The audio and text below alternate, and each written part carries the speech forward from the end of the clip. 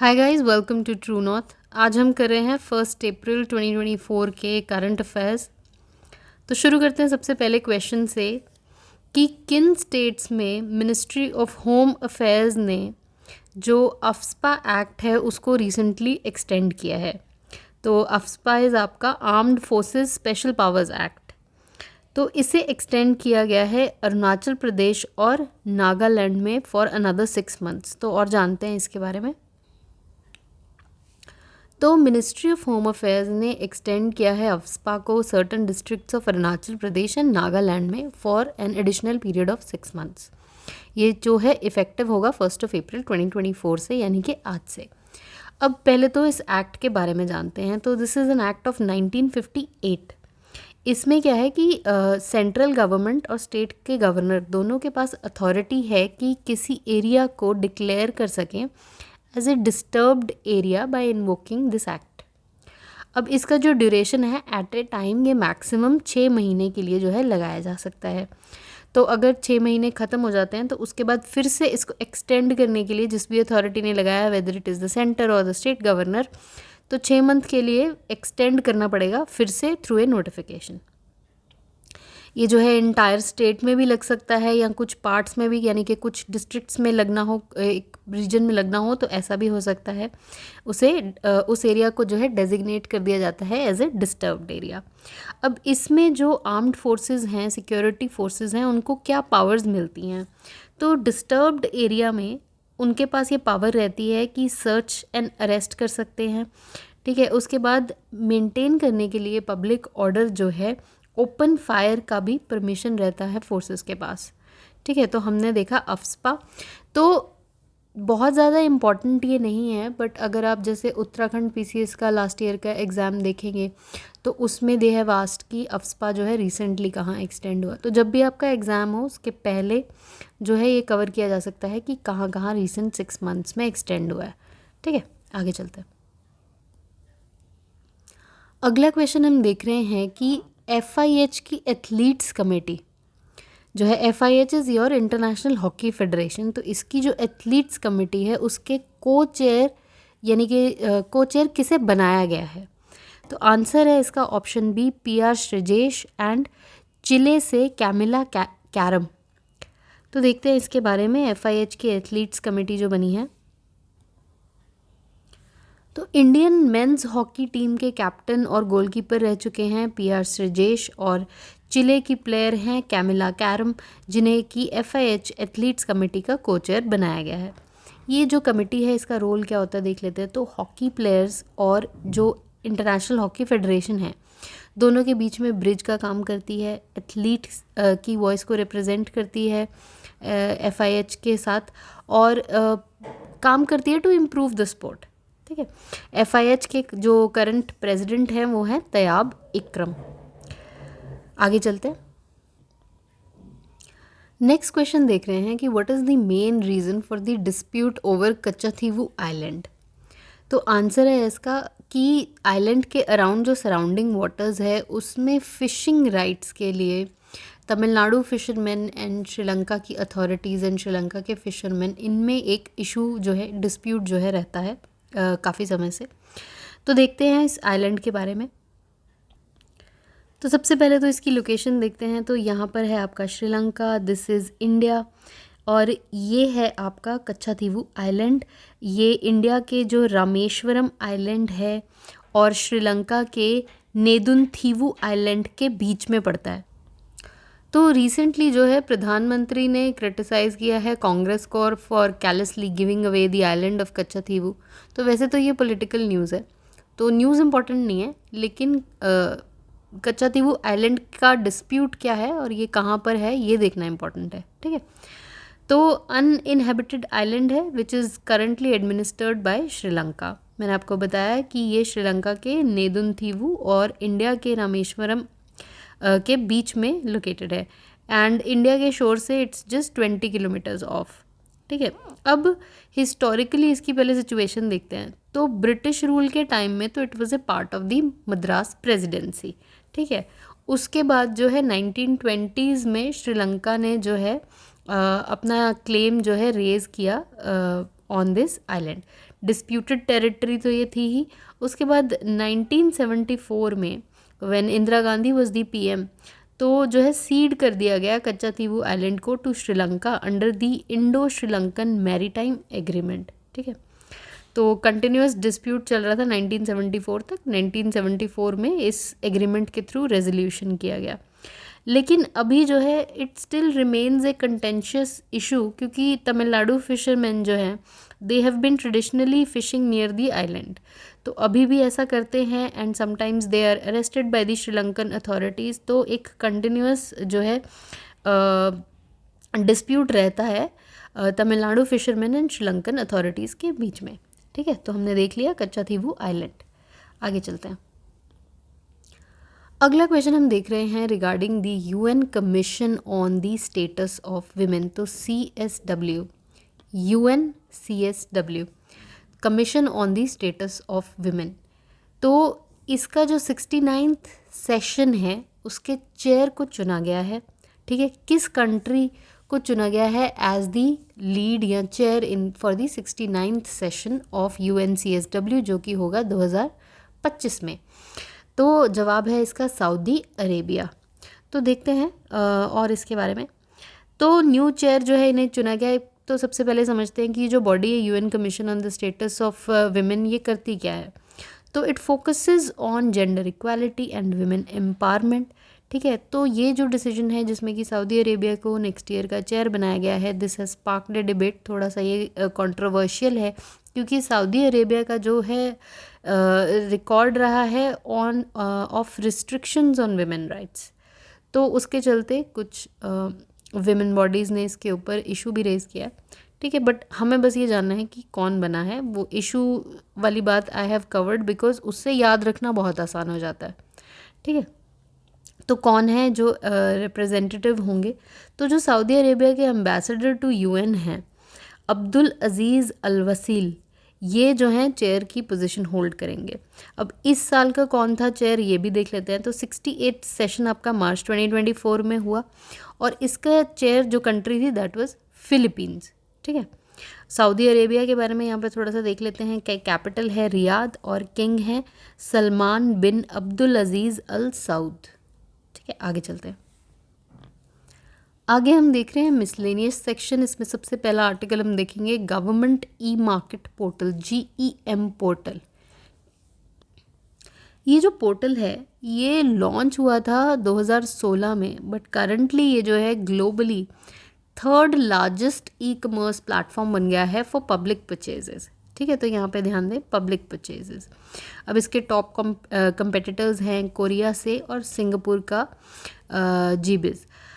तो रीसेंट जो है काफ़ी ग्रोथ हुई है इसमें। इसकी जो ग्रॉस मर्चेंडाइज वैल्यू है वो 23-24 फाइनेंशियल ईयर में जो है it has crossed 4 lakh crore. ठीक है, तो जानते हैं कि GM पोर्टल पहले है क्या।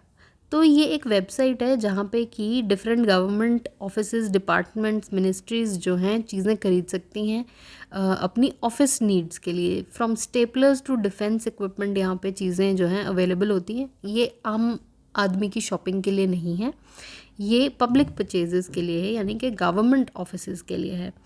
यहाँ पे जो है ऑफ कोर्स ज़्यादा कंपनीज अवेलेबल रहती हैं जो कि रिक्वायरमेंट साइन अप के टाइम पे ही रिक्वायरमेंट्स जो हैं वो मीट करती हैं और अच्छे प्राइसेस प्रोवाइड करती हैं गवर्नमेंट डिपार्टमेंट्स को, मिनिस्ट्रीज़ को। ठीक है, तो हमने देखा government e market portal, GEM portal. आगे चलते हैं। अगली न्यूज़ हम देख रहे हैं राजस्थान डे। तो ये सेलिब्रेट किया गया 30 मार्च को। तो क्या कमेमोरेट करता है ये। तो this day commemorates the formation and the official recognition of the state of Rajasthan, जो कि हुआ था 30 मार्च 1949 में। ठीक है, इस डेट से प्रायर जो है पहले जो है Rajasthan consisted of numerous princely states. ठीक है, फिर उसके बाद एक स्टेट बन के आया राजस्थान। तो राजस्थान स्टेट के बारे में जान लेते हैं। गवर्नर हैं कलराज मिश्रा, चीफ मिनिस्टर हैं भजन लाल शर्मा, कैपिटल है जयपुर एंड स्टेट बर्ड है द ग्रेट इंडियन बस्टर्ड। तो GIB जो है अभी न्यूज़ में चल रहा है, तो ये भी हम जो है याद रख सकते हैं कि ग्रेट इंडियन बस्टर्ड जो है राजस्थान का स्टेट बर्ड है। अगली न्यूज़ पर चलते हैं।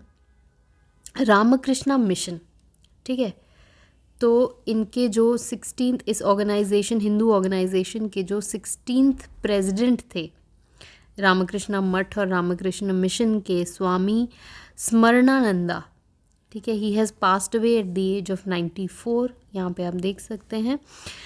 रामकृष्ण मिशन के बारे में थोड़ा सा जान लेते हैं। ये तो हमें पता ही है कि this was founded by Swami Vivekananda, जो उनके गुरु थे रामकृष्ण, उनके ऊपर ये उन्होंने रामकृष्ण मिशन की स्थापना की।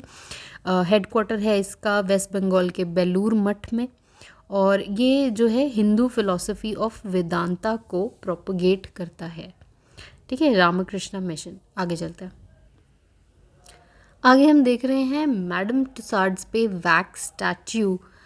पहले साउथ इंडियन एक्टर कौन बने हैं जिनका कि मैडम तुसाड्स पे वैक्स स्टैच्यू लगाया गया है? So this is Allu Arjun. तो तेलुगु सिनेमा के बड़े स्टार हैं अल्लू अर्जुन। इनका वैक्स स्टैच्यू लगा है दुबई के मैडम तुसाड्स में। अगली न्यूज़ में हम देख रहे हैं food waste index report of 2024, जिसे कि यूनाइटेड नेशंस एनवायरनमेंट प्रोग्राम ने रिलीज़ किया है। तो ये जो रिपोर्ट है ये ग्लोबल फूड वेस्ट के बारे में है, और इसका कहना है कि 2022 में एक सिग्निफिकेंट अमाउंट ऑफ फूड जो है which was available to the customers, it was wasted, it was ruined. तो कितने बिलियन टन, 1.05 बिलियन टन, या फिर ये फिगर आप याद रख सकते हैं कि 19% ऑफ ऑल फूड अवेलेबल, उसका 19% जो है वेस्ट हो गया, ठीक है। तो ये आप देख सकते हैं, this is when various countries में बहुत सी पॉपुलेशन बिलो पॉवर्टी लाइन है, स्टार्विंग चिल्ड्रन हैं, and 19% of the food available जो है वेस्ट हो जाता है। UNEP के बारे में जान लेते हैं। This was established in 1972। इसका हेडक्वार्टर है केन्या के नैरोबी में, और मिशन है इसका to address environmental issues through international cooperation, ठीक है। तो नाम ही है एनवायरनमेंट प्रोग्राम, तो एड्रेस करता है इन्वायरमेंटल इश्यूज को इंटरनेशनल कोऑपरेशन के थ्रू। अगला आर्टिकल हम देख रहे हैं इंटरनेशनल कल्चर अवार्ड फॉर 2024। इसे जो है दिया जाता है, एक ट्रस्ट है सोक्रेटिस सोशल रिसर्च यूनिवर्सिटी, इसने ये इंटरनेशनल कल्चर अवार्ड जो है दिया है प्रोफेसर मीना चारंदा को। ये दिल्ली यूनिवर्सिटी के कालिंदी कॉलेज की प्रिंसिपल हैं, and she has been given this honour for her work in the field of education and social service, ठीक है। तो मीना चारंदा को मिला है इंटरनेशनल कल्चर अवार्ड। तो करंट अफेयर्स तो हमारे आज के यहाँ पे ख़त्म होते हैं। इनको क्विकली हम रिवाइज करते हैं थ्रू सम क्वेश्चंस करने से ही जो है चीज़ें दिमाग में, फैक्ट्स जो हैं सीमेंट होते हैं। There is no other solution या शॉर्टकट टू दैट। तो कुछ क्वेश्चन सॉल्व करते हैं। तो सबसे पहला क्वेश्चन है आपके लिए, प्रोफेसर मीना चारंदा जो हैं इन्हें इंटरनेशनल कल्चर अवार्ड 2024 मिला है by the Socrates social research university. किस फील्ड में इनके कॉन्ट्रीब्यूशंस के चलते इन्हें इस अवार्ड से सम्मानित किया गया है, ये है क्वेश्चन। आंसर है आपका option C, education and social service की फील्ड। अगला क्वेश्चन हम देख रहे हैं कि यूनाइटेड नेशंस CSW 2025 का चेयर कौन रहेगा? तो आंसर है इसका ऑप्शन सी,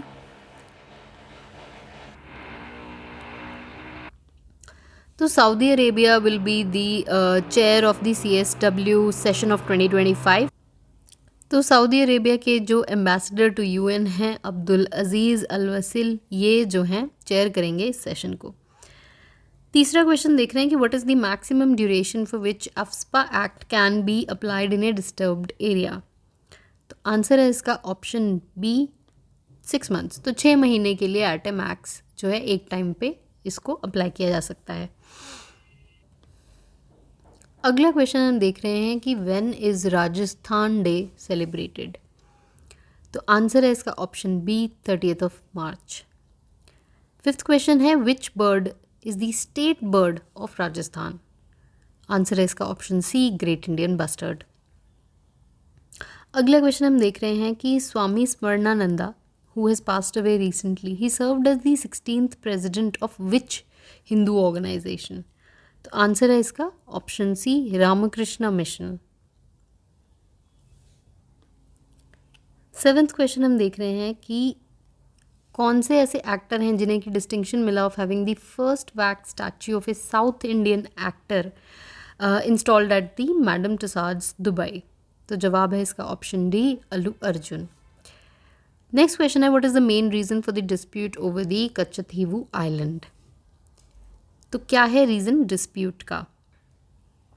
तो आंसर है इसका option B, fishing rights in the surrounding waters. उसके चलते जो है तमिलनाडु फिशरमैन और श्रीलंकन अथॉरिटीज़ के बीच में जो है इशू आ जाता है और वही जो है करंट डिस्प्यूट है। What is the global ranking of GEM for public procurement e commerce platforms. तो क्या वर्ल्ड में अभी रैंकिंग आई है GEM की? तो it is at the 3rd spot. Answer है ऑप्शन सी। आखिरी क्वेश्चन देख रहे हैं हम। अब what percentage of food available to consumers was wasted globally in 2022। तो हमने देखा this percentage was 19%। Option C is the correct answer. तो अब 2 क्वेश्चन यहाँ पर दिए हुए हैं आपके सॉल्व करने के लिए कि आप देख सकें कि आपको कितना जो है याद हो रही हैं चीज़ें। तो सबसे पहला क्वेश्चन है, the first ever international summit dedicated to nuclear energy जो कि मार्च 2024 में हुआ, किस यूरोपियन सिटी में this event took place? Options हैं आपके, Vienna Austria, Brussels Belgium, Paris France या फिर लंदन UK। तो आप कमेंट करके इसका आंसर बताएं। दूसरा क्वेश्चन है आपके लिए, what prestigious award did Daniel Kahneman receive in recognition of his work? Options हैं आपके, Turing award, Pulitzer prize, option C है the Nobel memorial prize in economic sciences या फिर द मैकआर्थर फेलोशिप। तो कमेंट्स में आंसर कीजिए इसको। आज के करंट अफेयर्स के लेक्चर को यहीं पे ख़त्म करते हैं, रैप अप करते हैं। आप इसको रिवाइज़ करें। You can download the PDF for this lecture from our Telegram channel. Link जो है डिस्क्रिप्शन बॉक्स में अवेलेबल है। Thank you so much for watching. आपको ये वीडियो अच्छी लगी हो तो drop a like and subscribe नहीं किया है अभी तक तो please do that and you have a wonderful day.